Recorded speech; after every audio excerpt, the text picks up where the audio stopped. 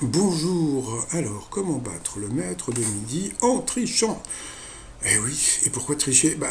Parce que vous êtes à plus ou moins obligé. Alors je vous explique le pourquoi du comment. Bon, à la base, comme vous le savez, quand une personne, un candidat est sélectionné, donc au bout d'un moment, on lui pose des questions sur ses points forts et ses points faibles. C'est-à-dire, voilà, c'est un questionnaire. Vous devez aussi dire si vous avez des anecdotes rigolotes, etc., etc. Et cetera. Et puis bon, tout ça, ça fait partie de l'émission. Bon, mais alors pourquoi ils veulent mettre absolument le maître de midi? Pourquoi ils le font gagner? Donc ils le font gagner. Déjà, Jean-Luc Reichmann va tout faire pour le rendre sympathique. Et à partir de ce moment-là, le fait de le faire gagner tout le temps en disant qu'il est formidable, etc., etc., donc les gens qui sont un peu crédules vont, vont penser qu'il est vraiment très très sympathique. Bon, ça se trouve, le maître qu'on a actuellement, il est sûrement très sympathique, mais il y en a d'autres qui étaient peut-être moins sympathiques.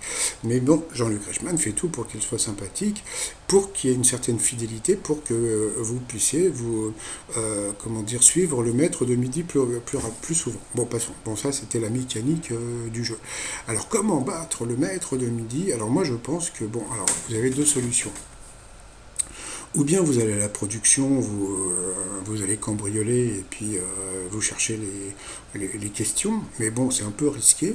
Moi, j'ai une solution beaucoup plus honnête, et bien c'est d'aller prendre les questionnaires un peu où vont chercher donc la rédaction.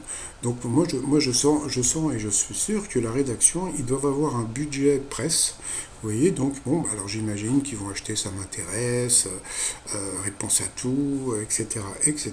Et puis que bon, ils potassent un peu comme faisait Ruquier par rapport à ses émissions, ils potassent l'actualité et par rapport à ça, il se dit tiens, et si on posait une question sur ci, sur ça, etc., etc. Donc voilà.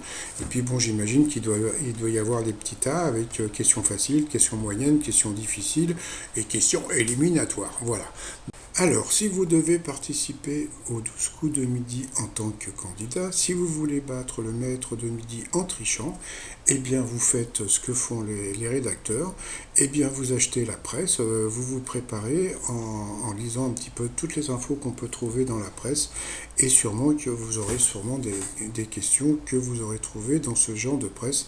Ça vous permettra sûrement de battre le maître de midi. Allez, moi sinon je vous dis à tout à l'heure pour mon petit résumé des 12 coups de midi. Allez, bye bye, sans tricher.